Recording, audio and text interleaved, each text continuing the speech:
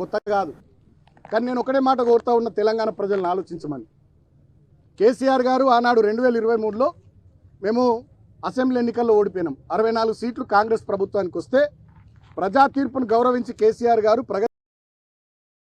విడిచిపెట్టి వారు ఎర్రవెల్లిలోని వారి సొంత ఇంటికి బయలుదేరారు. మరి ఇక్కడ 22 స్థానాలకు గాను 14 స్థానాలు మాకొచ్చి 7 స్థానాలే కాంగ్రెస్ పార్టీకి వస్తే వాళ్ళు ఎట్లా చైర్మన్ అవుతారు? మరి ఇక్కడి ప్రజా తీర్పును మంత్రి వివేక్ గారు కానీ ముఖ్యమంత్రి రేవంత్ రెడ్డి గారు కానీ గౌరవించాలి కదా.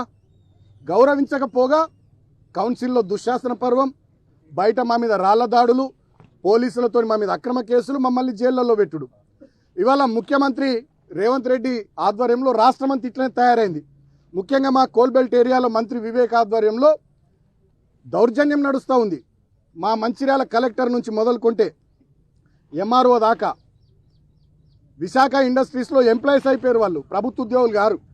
మంచిర్యాల డీసీపీ భాస్కర్ నుంచి మొదలుకుంటే రామకృష్ణాపూర్ ఎస్ఐ దాకా వాళ్ళు విశాఖ ఇండస్ట్రీస్ ఎంప్లాయీస్ అయిపోయారు తప్ప పోలీసులు లెక్క లేరు.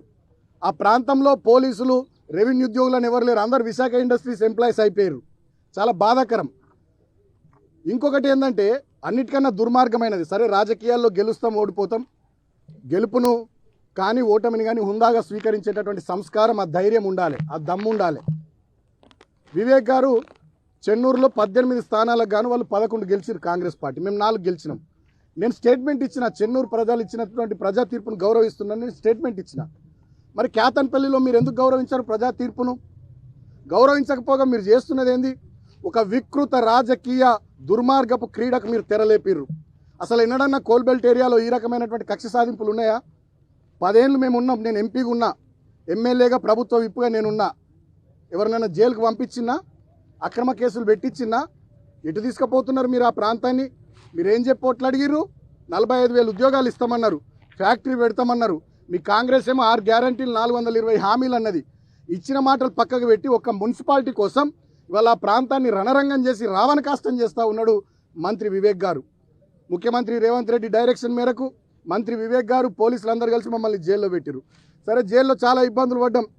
వీళ్ళకి పై అధికారుల ఆదేశాలు ఏందో కానీ దోమలు ఉన్న రూమ్లు వేసిర్రు, సకా భోజనం లేదు, నీళ్లు లేవు, నాకు గొంతు నొప్పి వచ్చింది 2 రోజులు, ట్యాబ్లెట్లు ఇచ్చే దిక్కు లేదు, చలి బాగా విపరీతమైన చలి, దుప్పట్లు ఇచ్చే పరిస్థితి లేదు. మా అడ్వకేట్ శ్రీకాంత్ నాకు బ్లాంకెట్ పంపించింది లోపల కూడా చాలా ఇబ్బందులు పెట్టిర్రు. మీరు ఇటు తిరగొద్దు అటు తిరగొద్దు, రిస్ట్రిక్షన్స్ మాకు. సరే భరించినాం. ఇవాళకి 16 రోజులు. నేను ఇప్పుడు కోరుతా ఉన్న వివేక్ గారిని, ముఖ్యమంత్రి రేవంత్ గారిని, మీ కళ్ళు చల్లబడ్డాయా? మీ కక్ష తీరిందా? మీ కడుపు మంట చల్లారిందా? నన్ను జైల్లో పెట్టిరుగా 16 రోజులు. ఇంకా దుర్మార్గం ఏంటంటే నాకు మొన్ననే బెయిల్ రావాలి. మంచిర్యాల కోర్టు వచ్చింది, హైదరాబాద్ కోర్టు వచ్చింది, చెన్నూరు కోర్టులో నాకు బెయిల్ రావాలి.